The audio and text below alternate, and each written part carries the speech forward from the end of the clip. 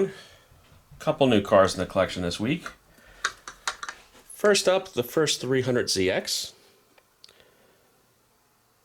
This is known as the Z31 300ZX. Now, the first year this was out, this actually would have been a Datsun, about 84 in the US, and about 85, this would have been a Nissan. So it is marked a Nissan, so let's peg this as about a 1985 300ZX. This is a turbo, you can tell by the hood scoop. Now this is sealed resin. I do not know of an opening die-cast Z31 300ZX. No one seems to make it, so your only choices are resin. This is by LS Collectibles. Comes in a few different colors. Each one is a run of, I think, about 200 to 250, something like that. I thought the silver with the blue was kind of nice. Look, a little photo-etched buckle in the hatch to hold the T-tops. Obviously, the T-tops are not removable because it is sealed resin. Interior detail is pretty good from what you can make out. I think the blue is kind of a nice touch. It shows a 5-speed manual. These were 3-liter turbo V6s. I think VG30 DET is the engine code. I think they peaked at about 200 horsepower, which was pretty decent for the early to mid 80s. Underneath, you're not going to see too much. They are not. They're not individually numbered.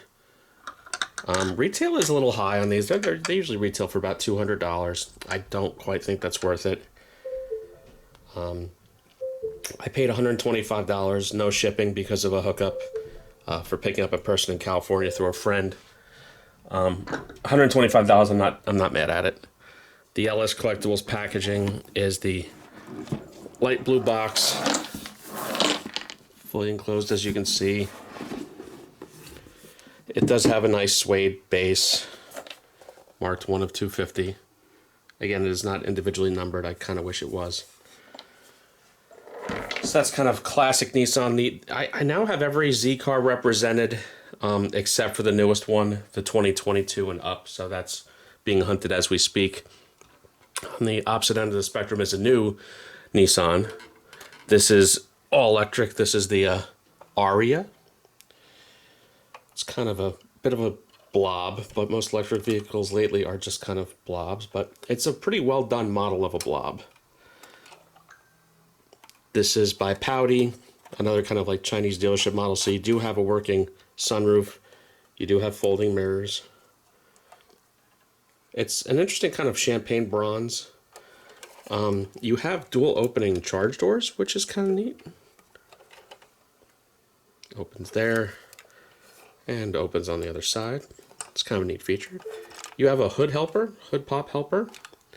You're not going to see too much under the hood, some cables. These were front-wheel drive or all-wheel drive. I think the dual motors were something like 360 horsepower. So, you know, not bad. All 4 doors open.